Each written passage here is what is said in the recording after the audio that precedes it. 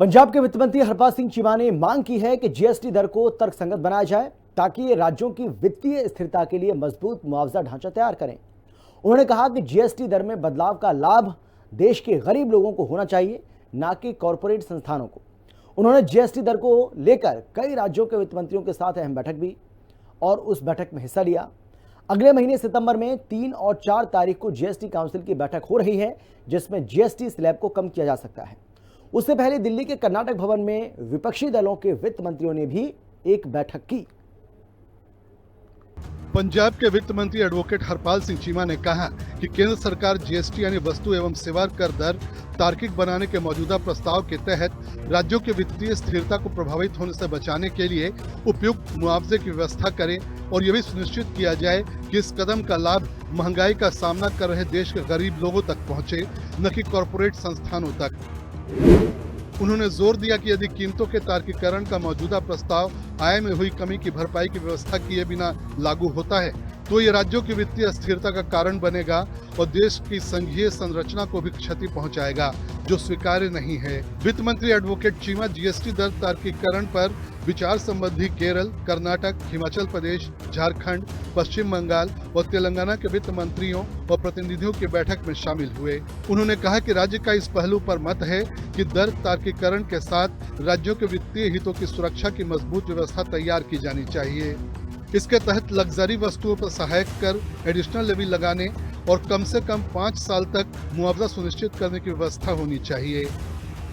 उन्होंने कहा कि अगर 5 साल के बाद भी राज्यों की आय में कमी पूरी नहीं होती है तो इस व्यवस्था को और आगे बढ़ाने की व्यवस्था होनी चाहिए। उन्होंने कहा कि यह संतुलित दृष्टिकोण राज्यों की आर्थिक संप्रभुता को बचा सकता है और इसी के माध्यम से जीएसटी सुधारों को सही अर्थों में लागू किया जा सकेगा।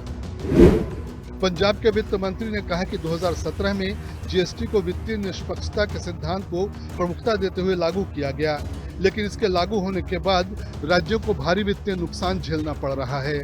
जीएसटी लागू होने के बाद से पंजाब को लगभग 1,11,000 करोड़ का वित्तीय नुकसान हुआ है।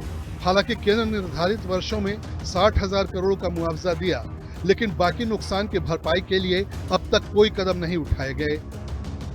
वित्त मंत्री हरपाल सिंह चीमा ने कहा कि बैठक में राज्यों की ओर से मांग की गई कि लग्जरी और सिगरेट और शराब जैसी वस्तुओं पर अतिरिक्त कर लगाया जाए और उससे होने वाली आय राज्यों को दी जाए ताकि दर तार्किकरण से होने वाली आय में कमी की भरपाई की जा सके।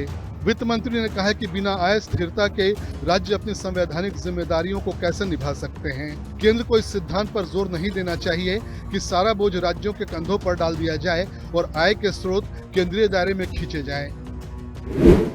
यदि राज्य वित्तीय रूप से मजबूत होंगे तभी देश भी मजबूत होगा।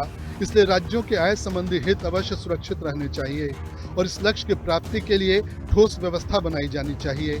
उन्होंने कहा कि इस मुद्दे पर पंजाब वास्तव में सभी राज्यों की आवाज की प्रतिनिधित्व करता है। पंजाब में बाढ़ की स्थिति पर एक सवाल के जवाब में उन्होंने कहा कि केंद्र सरकार को इस प्राकृतिक आपदा के समय राज्य की सहायता के लिए आगे आना चाहिए। उन्होंने कहा कि बाढ़ प्रभावित लोगों की मदद के लिए पंजाब सरकार पूरे दिल से प्रयास कर रही है और पूरी तरह से अपने लोगों के साथ खड़ी है। उन्होंने कहा कि राज्य में हुए नुकसान का आकलन होने के बाद केंद्र से विशेष पैकेज की मांग की जाएगी। ब्यूरो रिपोर्ट, हिंदी खबर।